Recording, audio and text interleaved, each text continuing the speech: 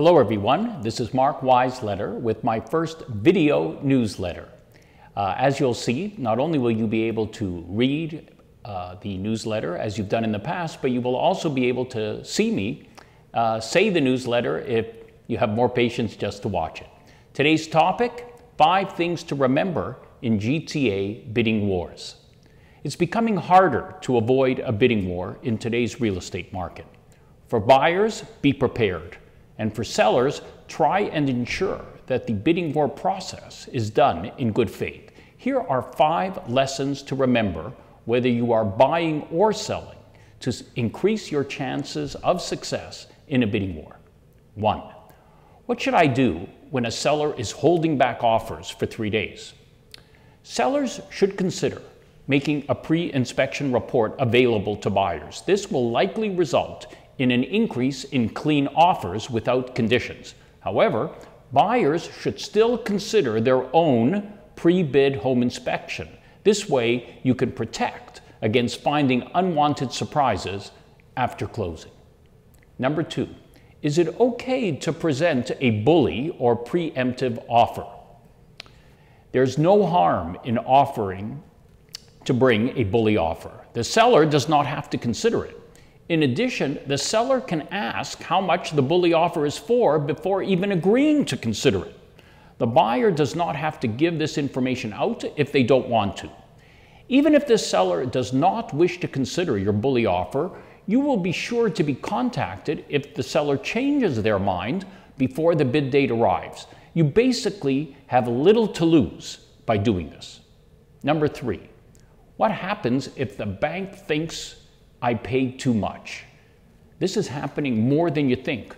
Do not get carried away in any bidding war. If your lender thinks you paid too much, they will likely reduce the amount of your loan. However, you will likely not be able to cancel your purchase if you have already waived all conditions or presented an offer without conditions based on a mortgage pre-approval.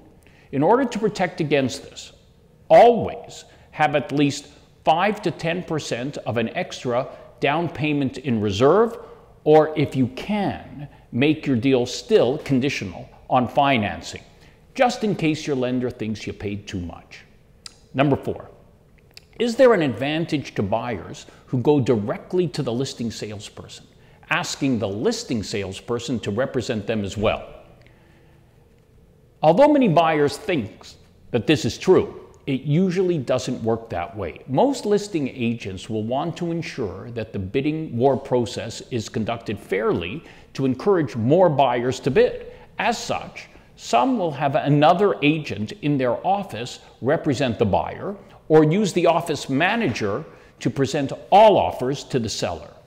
Others will ensure that all bids are sealed before the presentation to the seller to make sure that no buyer is permitted to see the contents of any offer before the seller. Remember, when the process is fair, you get more bids. More bids also means more money for sellers. 5, what if you are suspicious that the listing salesperson does not have another offer? You have to use the bidding war clause that I created a couple of years ago. This is what it says. This offer is being submitted on the basis that it is part of multiple offers. If the seller receives no other offer by 10 p.m., the seller or the seller salesperson will notify the buyer or the buyer salesperson, and the buyer will have 1 hour to revoke or revise their offer. This gives the buyer really a chance to change their mind. You then conclude by saying, if the seller accepts the buyer offer, the seller will provide within 24 hours the name, address, and phone number of the salesperson and brokerage company that submitted the competing offer. In this way, before you even pay the deposit, you can find out for sure whether or not there was a competing offer. RICO is introducing a new process starting July the 1st, whereby every listing brokerage will need to keep a copy of every offer received on any property for a period of 1 year, whether or not it is accepted, to try and avoid the same result. By understanding how to properly prepare for bidding wars, your chances of success will increase whether you are a buyer or a seller. If you have any questions on this or any other topic, please email me to mark@realestatelawyer.ca, call me at 416-702-2499, or visit us at www.realestatelawyer.ca.